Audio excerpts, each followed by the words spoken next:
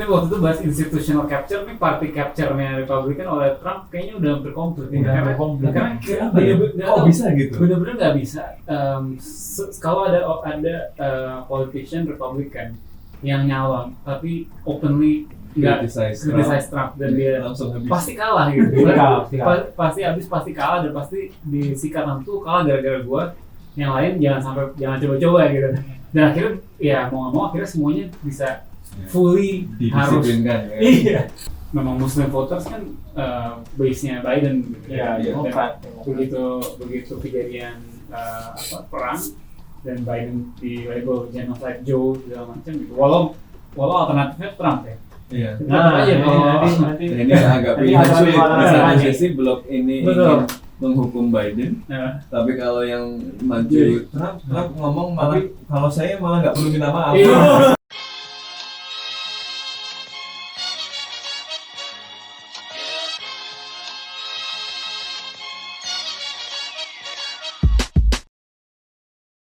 Selamat datang kembali di podcast Bebas Aktif season 3 episode ke-27. Nah, ini kita 27 aja. Sudah 27 saja. Kalau overall udah 200 berapa ini Mas? Banyak banget nih. Ya, kita berkumpul malam hari ini dengan Mas Sofwan yang baru saja kembali ini ya. Kemudian ada juga Restu ini. Restu kayaknya senang sama podcast Bebas Aktif nih. Jadi mau nongol lagi dan ini udah semi permanen. Bentar lagi semi permanen lah. Udah semi tetap gitu nih. Kita lagi negosiasi. Terus sekarang ada juga ini Gibraltar alias Boy gitu kalau di kita manggilnya. Ini salah satu lulusan HUI dan juga ahli dari Amerika Serikat lah. Atau mungkin belajar karena kan pengajarnya ahli juga ini. Ajaran dari yang ahli. Oke, jadi kayak udah disebutin tadi sedikit. Jadi bahasan kita hari ini adalah soal pemilu Amerika Serikat gitu ya. Mungkin kalau pemilu di sini udah semakin selesai gitu, semakin ke ujungnya. Dan kalau semakin komentar semakin berbahaya. Tahu udah semakin jelas hasilnya. Udah bukan masa-masa sebelum pemilu ya, masa-masa sebelum pemilu yang indah itu ya. Yang penuh optimisme itu.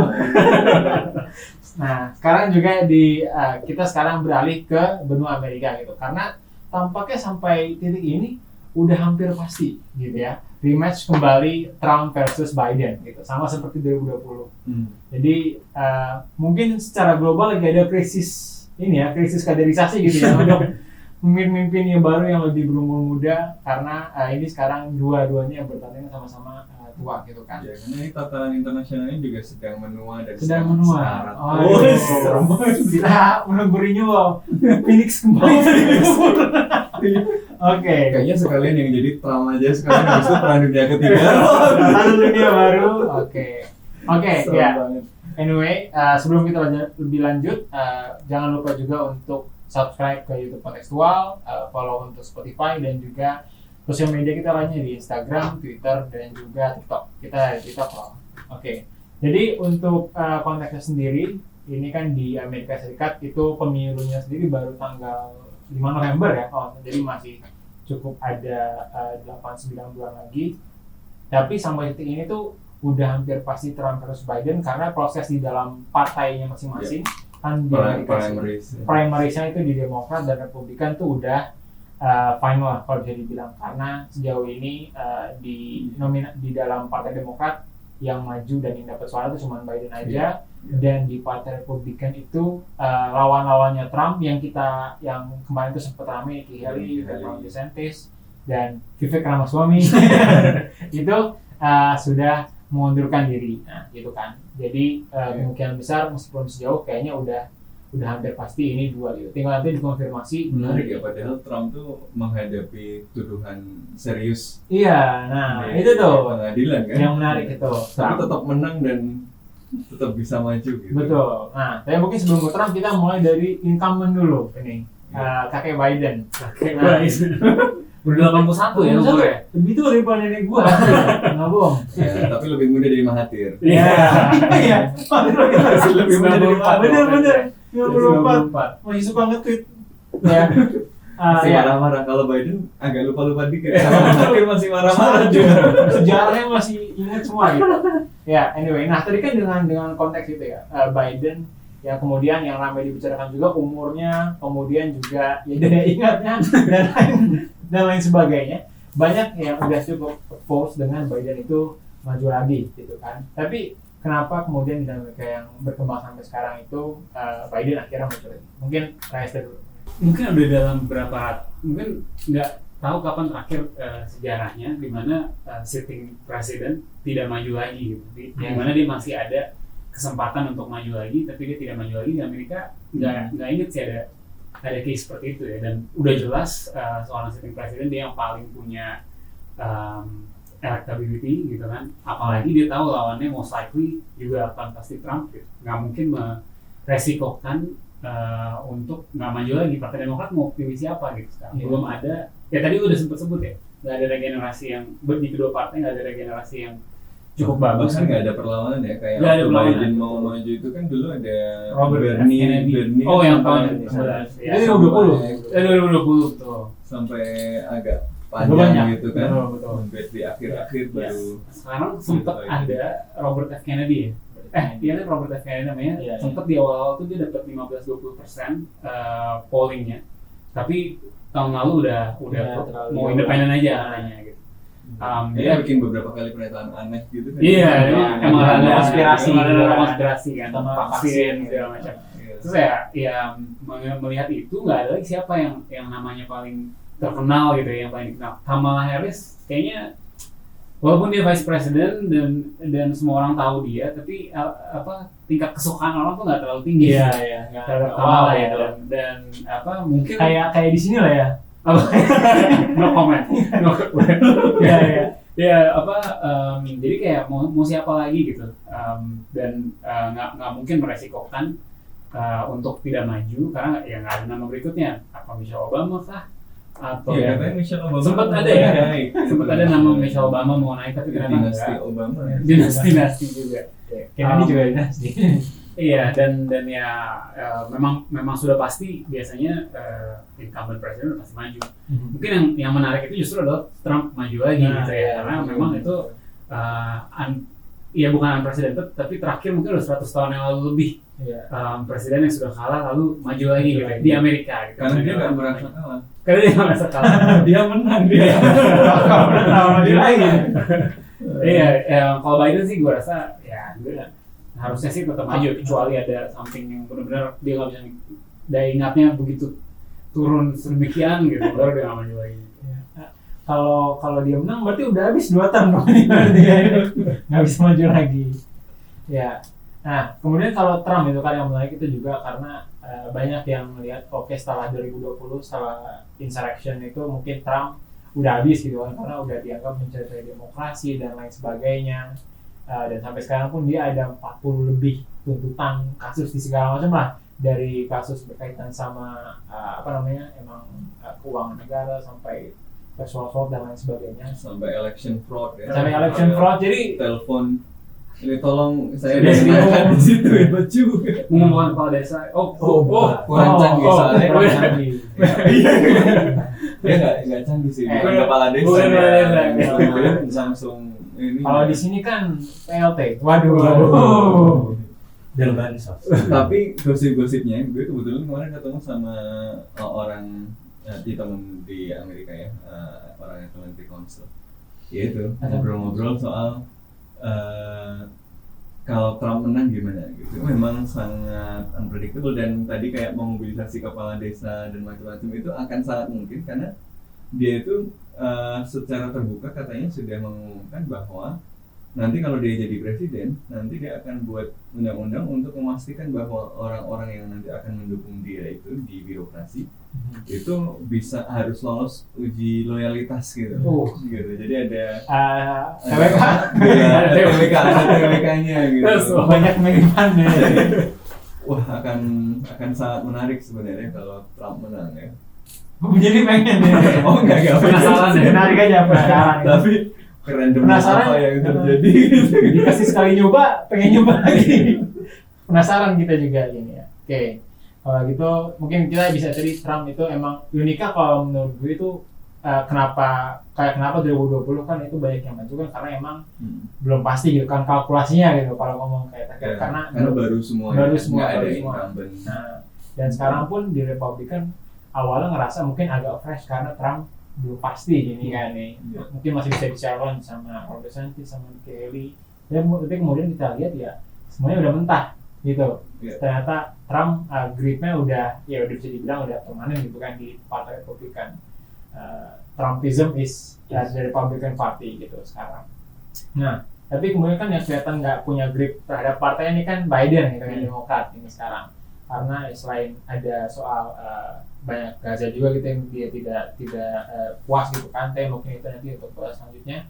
Tapi juga emang general public approval terhadap Biden sendiri itu kan rendah gitu kan. Karena beberapa janji kampanye tidak dipenuhi gitu ya. Ya, nah tapi maksudnya kalau kita lihat berdasarkan metrik-metrik gitu kan yang sering di-share juga sama timnya gitu kan, ekonomi bagus gitu kan. Terus dia juga ada agenda-agenda hijau itu kayak Inflation Reduction Act dan lain sebagainya itu juga jalan gitu kan.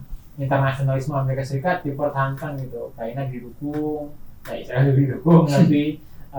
Dan kemudian kayaknya by general standard kayaknya Biden ini presiden yang cukup sukses gitu ya. Mungkin kalau lebih muda atau dalam konteks politik yang lebih baik kayaknya akan lebih mudah terpilih. Tapi kenapa kemudian kepuasan publik terhadap Biden itu sangat rendah gitu kan, cuma 38%. Di Boy mungkin. Kalau menurut gua mungkin ini mirip-mirip sama yang terjadi di Indonesia kali ya. Kayak misal kita melihat tuh kayak ada segmentasi di mana sebenarnya ada kegagalan kalau buat gue gitu ya, melihat gimana suara-suara progresif ini tuh bisa sebenarnya bisa populer gitu. Karena kalau di Indonesia misal kita lihat siapa sih yang progresif ya, orang-orang di Twitter jadinya echo chamber sendiri gitu. Sementara gue juga ngeliat ini di Amerika ketika misal ya tadi yang lu bilang gitu kan kita kayak kembali lagi ke Demokrat yang progresif segala macam, tapi gimana sebenarnya itu tuh ya mungkin cuma didengar sama orang-orang di urban, di New York, di Florida dan lain-lain. Sementara untuk mereka yang memang terutama di negara-negara bagian yang emang cukup konservatif gitu ya itu udah terlanjur backlash, terutama ketika kita melihat konteks di mana Trump itu kepilih gitu. Jadi untuk merebuild dan mengembalikan lagi sih demokrasi, progresivitas ini tuh menurut gue jadi kayak semacam udah terlampau dia udah tertutup sama si populisme dan gerakan sayap kanan yang udah memang mengakar cukup kuat sejak Trump. Krusial aborsi. Iya. Jadi kayak meskipun isu-isu umum kayak ekonomi dan yang lain sebagainya itu relatif bagus gitu ya, tapi yang justru diperhatikan kan kayak culture wars-nya gitu loh. Sebenarnya satu aspek yang paling kalau ditanya gitu, kenapa approval rating Biden sangat rendah, bahkan lebih rendah dari Trump at some point. Karena dia nggak bagi-bagi bansos. Itu bagi-bagi bansos. Tadi bilang udah mulai bahaya nih sekarang. Satu faktor yang selalu disebut itu inflasi sebenarnya. Jadi walaupun memang banyak matriks ekonomi yang bagus ya, kayak pertumbuhan ekonomi rebound setelah COVID obviously dan lumayan soaring lagi segala macam. Tapi banyak matriks ekonomi itu nggak langsung dirasakan secara real oleh masyarakat pada umumnya gitu kan. Ya oke, pertumbuhan ekonomi bagus, tapi kan kita di lapangan kadang-kadang nggak aware gitu kan bahwa pertumbuhan ekonomi itu lagi bagus, job market lagi bagus gitu. Nggak semua orang paham itu gitu, unemployment lagi low segala macam. Tapi kalau kita lagi belanja dan semua barang harganya naik, itu langsung wah nggak beres nih Biden nih, dan itu dia tribut ke inflasinya ya pasti orang banyak berpikir dong, mungkin ini gara-gara terlalu banyak cetak uang kemarin kan. Jadi akhirnya itu jadi faktor yang sangat dekat gitu ya dengan banyak masyarakat, karena itu yang paling sulit gitu ketika mereka belanja, ini yang langsung kerasa gitu. Dan biasanya itu yang inflasi sering sekali menjadi faktor approval rating presiden di Amerika gitu. Ya, inflasi iya, tapi kalau yang sebenarnya yang krusial juga itu kan yang bisa dikontrol itu, yang berhasil dikontrol itu terkait harga BBM gitu kan kalau di sana, karena Amerika Serikat sendiri itu sekarang jadi produsen minyak terbesar di dunia gitu saat ini. Jadi bukan Arab Saudi, bukan Rusia gitu, tapi Amerika Serikat, karena emang ini kompromi ya, karena kalau udah kontrol harga BBM itu udah lewat lah, udah skip banget gitu. Jadi menurut gue ada juga titik keberhasilan gitu kan, karena Presiden Biden juga dia jadinya issuing permit itu untuk bisa menggali lagi, untuk bisa ngebor lagi minyak. Tapi gitu justru kan. itu kan yang kemudian juga membuat dia at odds dengan base-nya sendiri, ya, dengan base-nya base-nya sendiri. yang progresif. Progresif. Gitu. Dan di Demokrat sendiri kan sebenarnya faksi-faksinya banyak gitu, dan secara demografis yang muda kan makin banyak dan makin progresif gitu, makin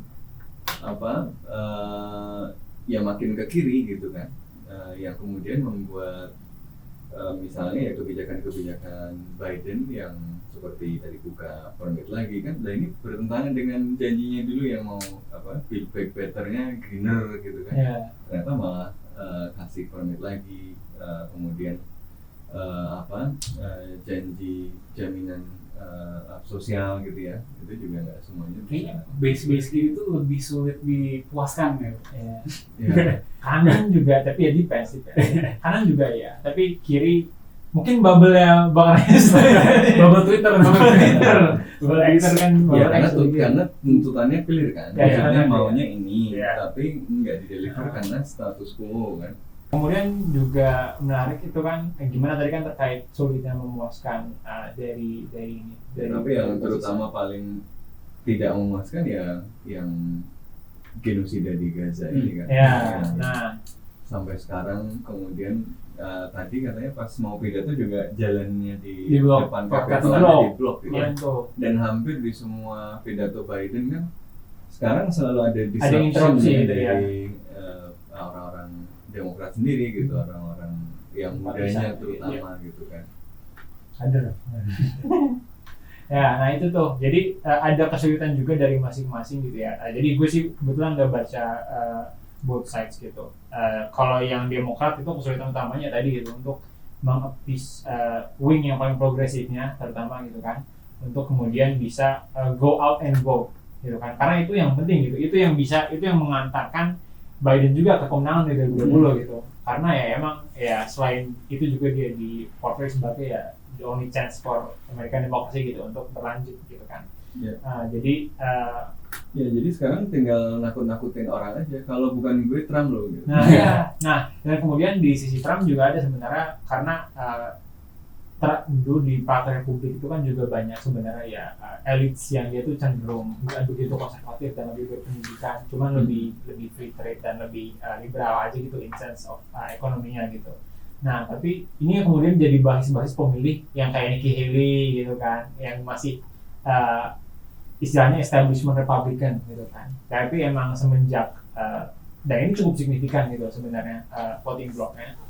Dan cuma semenjak Trump kemudian masuk ke Partai Republikan 2016, nah itu dia membawa concern yang lebih populis, yang lebih resonates kepada working class, white working class voters gitu. Dan itu kan yang selama ini emang ceruk pemilih yang belum atau mungkin sengaja nggak dipeduliin gitu kan, baik oleh Partai Demokrat maupun Republikan.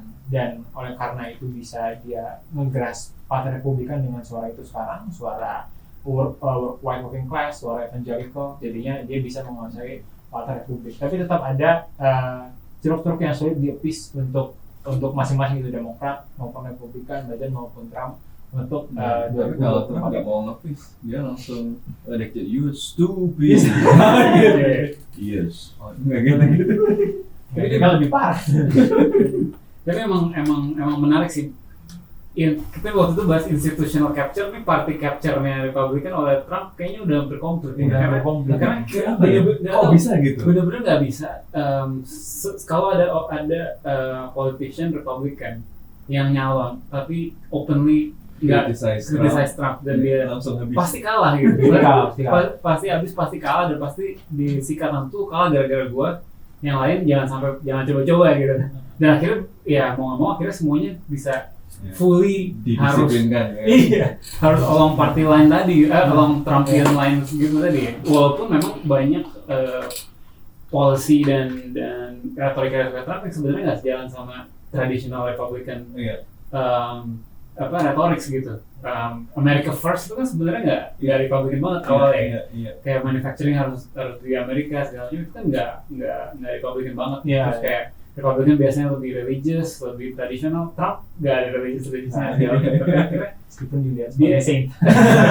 Dia bisa meng-capture itu semua, itu juga mungkin something yang berapa tahun lagi perlu pelajari. Ya, tapi kalau Demokrat justru sebaliknya itu kan, establishment-nya kuat gitu loh. Jadi yang apa yang fringe-fringe-nya, yang kiri-kirinya justru didisiplinkan gitu, semakin naik semakin moderat. Kayak AOC. ya. udah nggak begitu kiri lagi nih. Udah yang lain yang squad Yang udah di pada squad. pakai protes itu. Ada banyak FBA, Stop Oh, dia udah genocide, lihat protes gitu. aja. AOC udah berdiri bareng Udah sama berdiri di Kamala depan. Harris sama Pokoknya Biden tuh pokin dah. Udah ini, udah keluar dari grup awalnya lagi nih, udah grow out. Tapi ya mungkin memang ini kita jadi bahas awal sih, tapi mungkin kayak langkahnya kalau memang dia suatu saat nanti mau benar-benar maju jadi presiden suatu saat ya harus memoderatkan diri ya. Kalau kata anime sih, sekarang kurang blazer merah aja. Kebiasaan Nancy Pelosi. Belum ini. Nah, ya mungkin di sisi Demokrat belum ada sosok yang bisa mengambil game changing. Game changing. Belum ada. Benar. Game changing Trump. Nggak ada prediksi, kecuali prediksi The Simpsons yang bisa ini, yang bisa memprediksi. Ya, tapi sebenarnya Trump itu kan gejala ya. Dia buka, walaupun tentu ada aspek personal di situ. Saya percaya bahwa Trump ini bukan anomali, bahwa dampaknya lebih besar, tapi dia adalah gejala yang sama, yang mungkin lebih menonjol karena ada karakteristik personal khusus, tapi ini gejala yang sama dengan naiknya Geert Wilders, gejala yang sama dengan naiknya Marine Le Pen, gejala yang sama dengan menangnya kelompok-kelompok sayap kanan di Eropa. Jadi struktural. Kenapa struktural dan kenapa basisnya adalah kelas pekerja? Ini kan sangat berkaitan dengan dua fenomena yang sebenarnya saling berkaitan satu sama lain. Jadi perdagangan bebas yang berkembang di tahun 90-an sampai 2000-an itu kan menciptakan aliran barang, jasa, modal yang lebih bebas ke seluruh dunia, yang membuat ekonomi global lebih terhubung, sehingga alokasi sumber daya itu mencari tempat yang paling efisien kan. Karena alokasi sumber daya itu kemudian lebih bebas dan lebih efisien, negara-negara maju, negara-negara industri kan kemudian berfokus kepada sektor-sektor yang dia punya nilai tambah lebih tinggi. Makanya dari manufaktur banyak yang kemudian geser ke sektor-sektor yang nilai tambahnya lebih tinggi tapi bukan manufaktur kan. Kayak Amerika geser ke Silicon Valley, semakin banyak ke ke high tech dan seterusnya. Tapi industrial base-nya kalau katanya Jake Sullivan kan hollowing out. Jadi ya hilang gitu basis manufakturnya. Ini kan yang kemudian jadi basisnya Trump. Ini yang jadi basisnya Geert Wilders yang lainnya. Jadi karena basis industrial hilang, yang tadinya kota-kota yang tadinya kaya, orang-orang yang tadinya kaya karena basis industri ini jadi tiba-tiba nggak sejahtera, tiba-tiba pekerjaan sulit.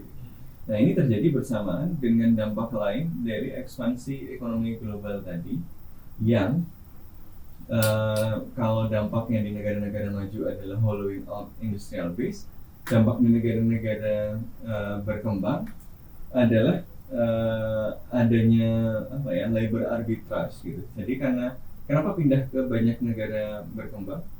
Karena buruh di sana kan lebih murah, gitu ya.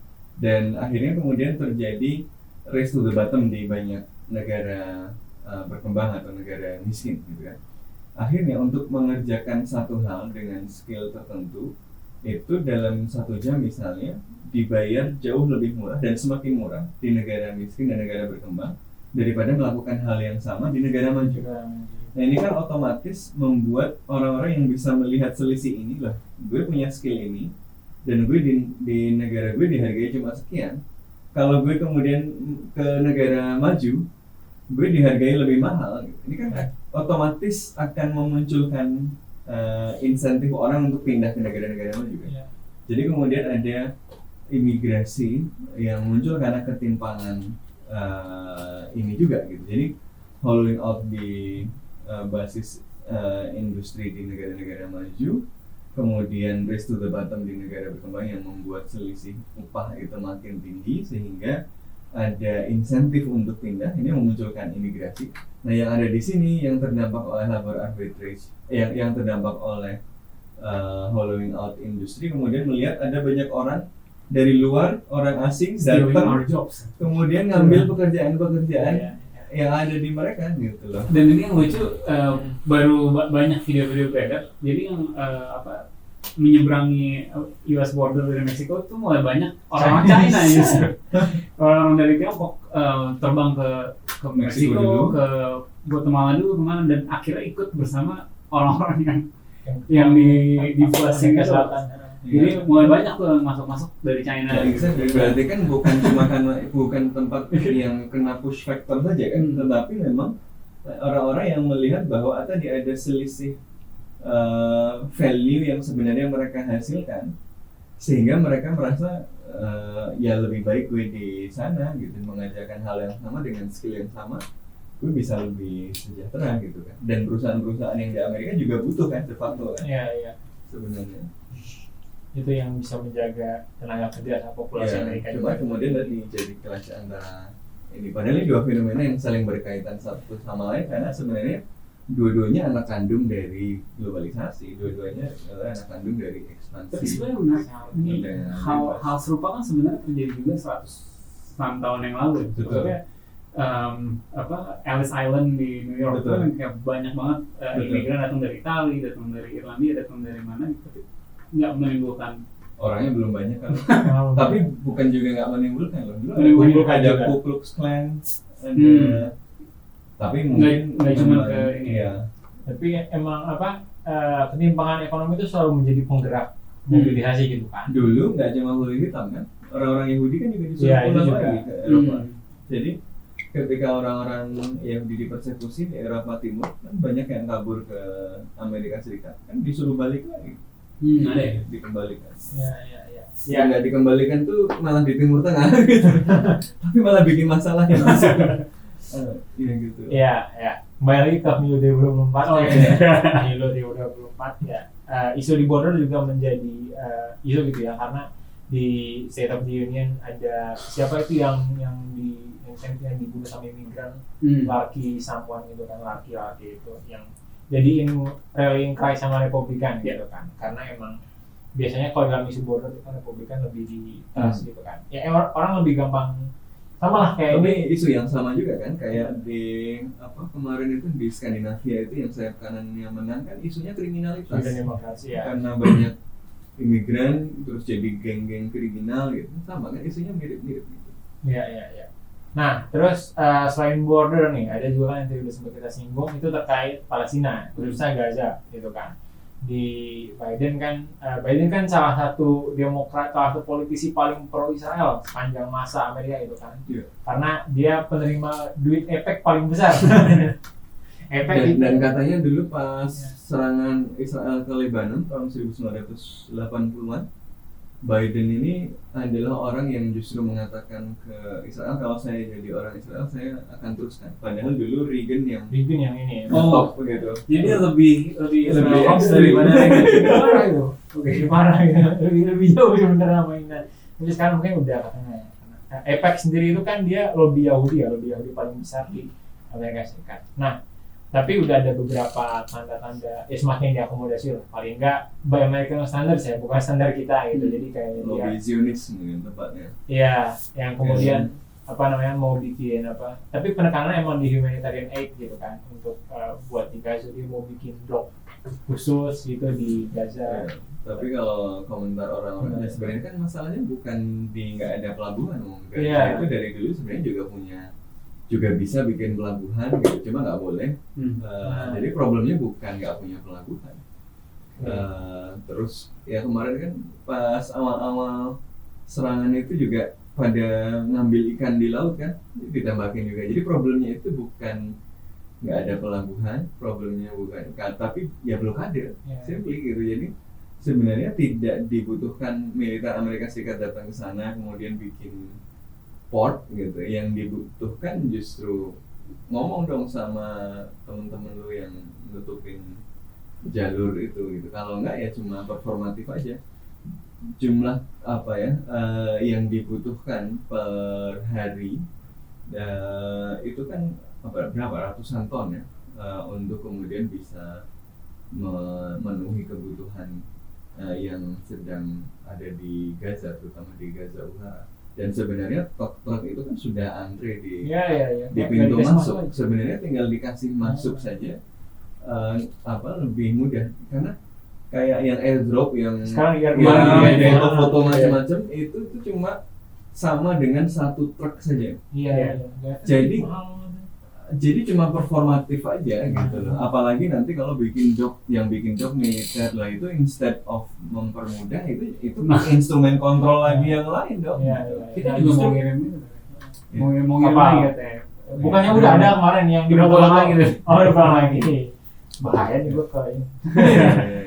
Tapi berarti kan justru kalau itu kelihatan ya, kayaknya justru yang diakomodasi lebih ke kepentingan Israel lah ya ketimbang ini, karena ya, sejauh ini tapi menurut saya ya ada perubahan ya sih. Ada perubahan, bergeser sedikit lebih terbuka. Kemarin Kamala bicara soal immediate ceasefire kan, sudah bicara, walaupun dia ngasih tenggat waktu minimal 6 minggu dari waktu dia ngomong itu, kira-kira setelah primary-nya selesai. Jadi ini banget, aduh ini elektoral sekali gitu. Tapi memang sangat relate elektoral, karena tadi gue juga baru nemu ya polling data antara Biden dan Trump itu cross-nya itu pas di Oktober November itu. Tadinya Biden masih leading kan. Jadi Biden masih leading, terus tiba-tiba di bulan Oktober itu Biden jatuh, dan sekarang udah lumayan jauh ya, polling numbers-nya dan vote di primary itu kan. Tapi menurut gue sangat wajar ya, karena memang Muslim voters kan base-nya Biden gitu. Begitu kejadian perang dan Biden di label genocide Joe segala macam gitu. Walau alternatifnya Trump ya. Iya. Nanti ini agak pilihan sulit. Misalnya sesi blok ini ingin menghukum Biden, tapi kalau yang maju Trump ngomong malah kalau saya malah nggak perlu minta maaf. Jadi maksudnya the moment mereka mau golput aja udah langsung jauh. Tapi mungkin nanti kita bahas politiknya dulu. Tapi maksud gue justru respect terhadap orang-orang yang nggak milih Biden di beberapa mereka ini, karena mereka mature enough untuk mengedepankan isu mereka gitu loh. Dan mereka nggak mau suara mereka itu taken for granted gitu loh. Udah nih dan nggak mau cuma ditakut-takutin. Iya nih, ini udah nih Muslim pemilu Demokrat ini kan. Berarti mereka tidak pro lesser evil. Mereka sekalian karena di primary Demokrat itu emang Biden ya practically nggak ada lawannya. Tapi justru lawannya adalah vote uncommitted gitu kan. Alias itu dia sampai belasan persen loh di Michigan gitu. Itu di negara-negara di swing state gitu kan, yang penting justru. Jadi mereka nggak ngikutin tokoh itu kan, karena lawan Biden nggak ada. Tapi mereka emang untuk vote uncommitted karena gue nggak mau milih genocide Joe gitu loh. Ya gitu, itu suatu yang penting. Tapi emang kalau Trump nggak bisa ada breakthrough gitu di Gaza. Katanya kalau di Ukraina langsung nggak telepon Vladimir Putin selesai gitu. Iya. Gimana mas? Trump ini super unpredictable. Jadi kita nggak tahu apa yang akan dilakukan. Dan yang menarik ini di foreign service-nya aja kemarin itu, ini kalau kata orang yang baru bilang itu tadi, kalau dulu di first term-nya si Trump itu di birokrasinya Kementerian Luar Negerinya itu ada birokrat-birokrat yang masih oke, sehingga bosnya aneh-aneh pun dikerjain lah PR-nya di dalam. Sekarang ini kalau Trump naik lagi udah dibersihin semua. Karena kemarin pada testify kan pas kasus-kasus tuntutannya ke Trump itu. Jadi yang normal-normal itu nggak akan masuk. Yang masuk adalah loyalis Trump. Tapi itu yang Mas Lawan bilang, aku juga pernah dengar tuh bahwa memang banyak birokrat-birokrat yang jadi orang pikir kan wah Trump ngomongnya begitu ngaco segala macam, Iya, semua tapi di bakal bawah chaos. bisa Tapi jadi. ternyata kan everything went well aja, Iya, fine aja gitu. But it was the first term. Ini karena dia pernah kemudian dituntut, kemudian orang-orang yang menjadi anak buahnya itu Iya, iya. bersaksi dan macam-macam, dia jadi agak paranoid kan. Jadi sangat paranoid. dia akan bersihkan itu gitu. Iya iya, karena dulu kan Dan dulu karena itu akan sangat unpredictable. akan sangat lebih jalan lagi, benar-benar jalan. Iya, jadi kalau memang mengharapkan dunia to build the world anew, Nih kita dibawa ke ini Kalian Deep state-nya udah disikat semua. the state. The state ada nih state tadi. dia kan menarik sekali Javier Milei, Donald Trump. Nih masuk ke dalam action dulu kita nih. Tapi itu sih kayak apa? Gue ngeliatnya kayak jadi apa, Trumpisme ini bukan hanya sekadar apa ideologi politik, tapi juga gerakan politik gitu. Jadi Iya. bagaimana dia bisa sangat mengakar kuat, maksudnya kayaknya kalau ngelihat, Apakah Anda Suara. sedang membandingkan Trumpisme dengan isme yang lain? aduh, Wah. maksudnya kayak Sini. ada kultus Trump yang Tegak lurus dengan Donald Trump. iya, Donald Trump. Jadi apapun, walaupun kan tadi udah dibilang juga itu sebenarnya berlawanan dengan apa ide-ide republikanisme yang sebelumnya, tapi entah kenapa kayak jadi celah di situ, di mana kekosongan itu pada akhirnya diisi oleh Trump dan mengakar kuat sampai sekarang. Dan gue pun amazed gitu ngeliat kayak ini masih sangat kultus ya, sama terpersonalisasi ya. sangat personal, sangat sentimental gitu bahkan Iya. to some extent. Ya sebenarnya kalau ini menurut gue gimana kita mesti lebih melihat lagi politik Amerika gitu kan, sistem itu sendiri. Kemarin ya kayaknya kalau buat ngikutin per-Amerikaan itu kita seringnya nonton Fox gitu kan, Fox yang ada kuningnya itu udah tontonan wajib lah gitu kira-kira. Dan emang setelah di ini lagi, meskipun sebagai salah satu demokrasi Fox F sama Fox V itu kan Fox V beda-beda ya. beda. Emang pemilu sistem demokrasi di Amerika ini meskipun salah satu demokrasi tertua, tapi bisa dibilang nggak pernah diupdate gitu lah. Karena simpelnya aja gitu, kita di sini dia itu sistemnya beda dengan seluruh dunia gitu. Kayak mayoritas demokrasi di dunia itu kan PR ya, sistemnya proportional representation. Jadi dari Jakarta gitu milih berapa persen, tapi yang pilih wakilnya bisa 5, bisa 6 gitu kan. Jadi ada perwakilan semua. Tapi kalau di Amerika itu kan emang winner takes all. Jadi semua yang menang di seluruh distrik pilih satu aja gitu dari Demokrat gitu. Dan belum lagi ditambah gerrymandering dan lain sebagainya. Dan sistem ini ya mirip sih kayak Gerrymandering itu adalah menggambar ulang garis-garis di distrik gitu kan ya, buat teman-teman. biar kemudian yang kira-kira dominan yang mana Iya. gitu, sehingga kursi itu Iya. ke kita gitu. Nah itu tapi itu secondary issue sebenarnya, karena isu utama itu sistem pemilihan itu sendiri gitu. Ini lebih parah misalnya kayak dari first past the post juga kan itu mirip-mirip kayak gini kan. Tapi kalau winner takes all tuh benar-benar dia nggak memberikan suara bagi yang suaranya itu nggak 50% per satu gitu ya, nggak mayoritas. Jadi karena ada 51% nih yang milih dari Republikan misalnya, maka 49% suara milih Demokrat itu angus Iya. sama sekali gitu kan. Beda kalau di sini ada 20% yang milih PKS kan tetap ada wakilnya gitu yang kepilih meskipun paling banyak suara PDIP misalnya kayak Iya. gitu. Nah ini yang membuat 2,5% PSI pun mungkin Wah, ada. beda isu. Sekarang udah 3,3. Dia sekian persen. Dukungan rakyat kok. Rakyat meningkat. tanyakan ke KPU. Nah tapi intinya karena begitu biasanya tuh suara-suara yang kecil, yang lesser itu nggak diakomodasi gitu. Dan biasanya yang dulu itu case-nya kan, ini sebenarnya gue refleksi aja ya. Dulu kan itu case-nya suara-suara dari working class gitu kan, dari white working class voters gitu. Nah sekarang kondisinya berbalik gitu, karena kemudian Trump yang berhasil merebut partai Republikan gitu, dan kemudian justru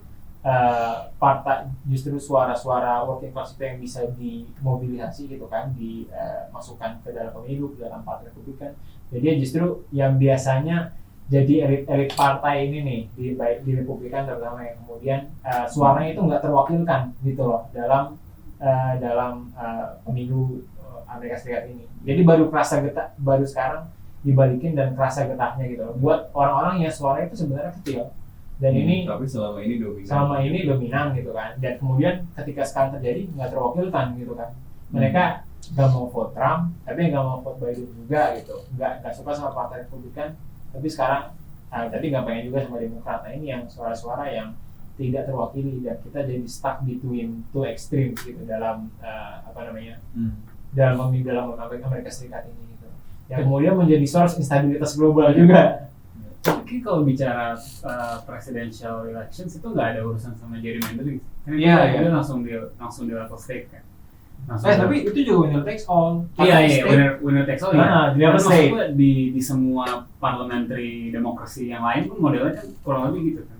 Yang mainnya kan di level setiap congressional district sih ya. Tapi misalnya di any parliamentary election itu juga sangat mungkin yang juara. Yang menang popular vote-nya itu bukan yang menang gitu. Di Malaysia juga beberapa kali kan kayak gitu sebetulnya. Cuma memang kayaknya di mana-mana yang modelnya kayak gitu sangat mungkin untuk condong jadi dua kekuatan besar doang. Karena kan unlikely ada kekuatan ketiga yang bisa dapat enough. Ini ngomongin parlemennya, enough untuk bisa masuk gitu. Ya, dengan sistem begitu lebih kejam ya. Jadi suara-suara kecil banyak ya. Suara-suara kecil banyak terbuang lah istilahnya kalau di sini kan. Nah, gitu. Bagus berarti demokrasi Indonesia ya. Wah, in the sense ya.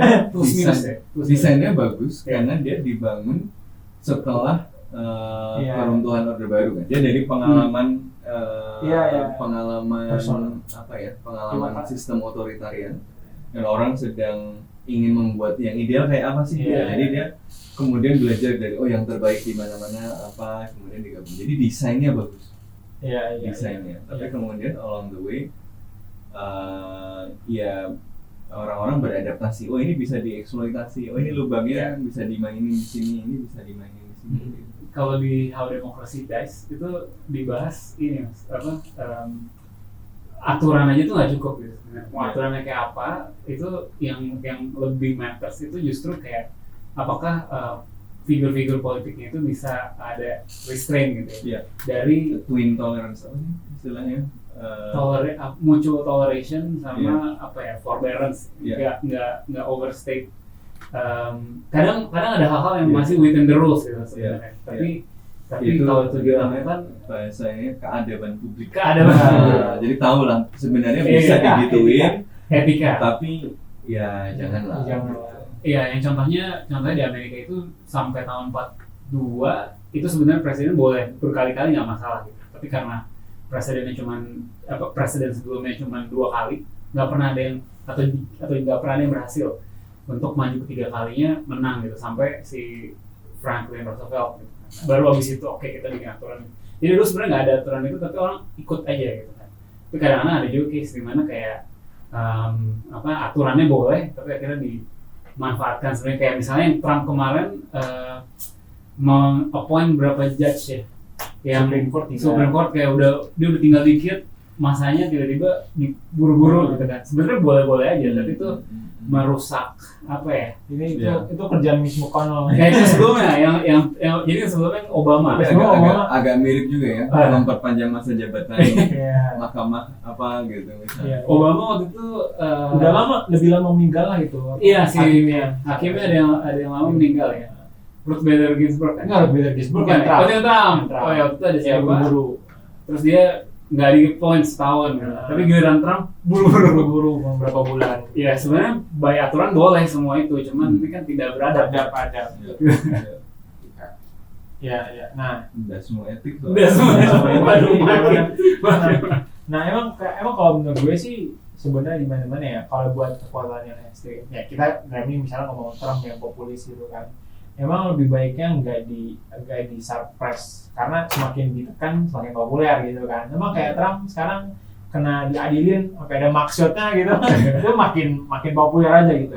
Karena dianggapnya sebagai saint dan juga mewakili suara-suara yang sama menggambarkan bahwa establishment itu rotten gitu kan. Dizolimi. Politik dizolimi. Nah, tapi begitu kayak kita kasih sekali chip gitu kan kayak Trump gitu misalnya, atau mungkin di negara lain yang populis Boris Johnson atau yang lain nih, rasanya tuh nggak enak gitu kan buat the general public, buat kemudian tahu. Dan ini kemudian kenapa menurut gue bisa jadi pentingnya adalah nggak selalu soal di sosoknya gitu kan, tapi juga soal di institusinya gitu kan. Karena emang bisa dibilang kita nggak boleh terlalu menggurui kayak oh iya ini pilihan yang paling baik gitu kan, karena emang pemimpin menggambarkan pilihan rakyat. Nah itu juga kan. Ini sudah tahap acceptance ya. Aduh, maksudnya enggak. Tapi maksudnya yang perlu dilindungi adalah institusi dari demokrasinya itu sendiri, gitu kan. Kalau Trump minta 11.000 suara nggak bisa, gitu kan. Itu berarti institusinya kuat, gitu kan. Padahal sama-sama dari Partai Republikan, gitu kan. Nah, di sini institusi demokrasinya apakah sekuat itu? Nah, gitu kan. Yang jadi pertanyaan gue kalau bisa direlasikan dengan kasus Indonesia, gitu kan. Kayak ada yang suara tiba-tiba naik dan lain sebagainya. Jadi kegelisahan ini kalau kita mungkin udah berlalu kegelisahan, tapi di Amerika Serikat this is the start, gitu. Baru mulai. Perang ini. Kan gue kasihan aja ntar sama orang-orang yang nge-movie salah-salahin. Nah, tapi karena itu juga TikTok lagi dilarang. Oh iya. Iya kan, TikTok kan belum disuruh jual. Oh disuruh divest, tapi belum dilarang. Itu dalam ya enggak dilarang. Tapi akan menarik kalau melihat nanti TikTok isinya apa, kan ada orang yang nangis-nangis juga nggak apa gitu. Oh, iya nih FYP-nya belum FYP US cek. FYP US kayak gitu. Itu expected. Itu menarik loh kalau kita bisa lihat itu ya. Mungkin Trump atau Biden butuh konsultannya bong-bong Marcos. Gila. Bisa bayangin Trump joget gitu. Tapi kan jogetnya dia begini. Jogetnya gini-gini doang ini. Nah, ini enggak jauh.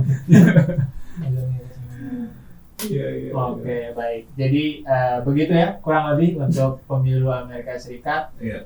Kita akan kembali melihat rematch Trump versus Biden, Ya, tapi kemungkinan besar ya. Kemungkinan besar. Sorry ada di tengah jalan yang wafat. Waduh, jangan. Mengingat udah senior banget dua-duanya. Iya. 77 sama 81 tahun. Tapi kemarin kan memang beberapa waktu terakhir ini yang Biden ini kan banyak keraguan soal kesehatan ya. Iya. Dia banyak video-video yang cucunya ya, yang dia ngirim video terus nggak sengaja di belakangnya si Biden kelihatan linglung gitu loh. Oh, banyak. Banyak. Ini kena pidato juga kadang-kadang suka linglung. Terus tiba-tiba hilang gitu kan. America can be described in one word. As you wish. Ya itu cuma kemarin pas pidato Soto itu lumayan ya. Iya, berapi-api. Ngobat lu ya. Kayaknya bisa kayak dulu deh. Doping dulu. Politics is sport ya. Doping dulu. Dan kemarin juga ini ada press secretary-nya dia ditanya kan sama wartawan, kira-kira Biden bakal ikut debat nggak gitu, debat capres nanti. Dia belum mau menjawab katanya si press secretary ya. Belum mau menjawab definitif iya pasti mau. Nggak tahu nih apakah benar dia nggak akan mau atau dia mau memberi kesan takut gitu ya, tapi nanti tiba-tiba pas debat jago tiba-tiba nanya SGIA itu kok bawa plastik nih. Aduh katanya environment. Begini deh. Nah, kalau masalah mungkin Trump tetap juga. Kayak ini. Jadi ya kayaknya bakal akan menjadi suatu keseruan tersendiri bagi kita menonton. Ya enaknya kalau cuma nonton doang ya. Ya cuma nonton doang. Nggak ngefek kayak gitu. Belum efek pada. Efek ya. Belum aja dicabut. Belum aja keluar dari Paris Agreement lagi. Bahaya nih. Jadi ya kita ikuti terus gitu, tapi kita juga. Karena Amerika Serikat bagaimanapun masih merupakan negara yang paling kuat dalam sistem internasional, dan apa yang terjadi di Amerika Serikat akan punya konsekuensi sistemik kan, yang misalnya Biden menang atau Trump menang, lalu kebijakannya apa di Gaza misalnya, lalu responnya pada Cina seperti apa, tindakannya di Rusia kayak apa, itu investasinya di IKN. Wah, itu dari sekarang ya. Jadi akan banyak ya, belum pasti Trump ya, tapi ada kemungkinan besar itu, dan kita harus mengantisipasinya gitu semuanya gitu. Tapi elektabilitas udah tinggi Trump ya? Udah tinggi Trump tadi sejak Oktober itu. Ya yang menghentikan Trump tinggal kalau orang cukup takut bahwa ini sangat unpredictable, terus ya udahlah akhirnya milih Biden sebagai ya penyelamat aja dari Trump, lesser evil aja gitu. Kayaknya butuh suatu hal gede ya Karena kalau dilihat 2016 dan 2020 itu tidak pernah Trump itu leading. Iya. Tidak pernah Sekarang selalu- leading ya. Ini malah leading terus. Ini malah leading. Ya kalau Biden bisa mendamaikan Palestina ya mungkin ya. Tapi ya, kayaknya itu masih agak far-fetched. Tapi kalau gue sendiri sih gue juga cukup simpati dengan orang-orang yang respect their vote Iya. juga. Iya. Nggak mau ini karena Ya jangan mau cuma jangan ditakut-takutin cuma gitu ya. takut-takutin. Kita punya pengalaman buruk ditakut-takutin lesser evil soalnya. Mungkin apa pemilih Amerika Serikat bisa belajar dari Indonesia ya. Saatnya memilih Resident Evil. Oke. Kita harapkan kembali dunia bangkit seperti Phoenix. Oke. Bagaimanapun juga, mari kita pantau terus dan tentunya bersama Kontekstual di podcast Bebas Aktif. Jadi sampai jumpa di episode selanjutnya.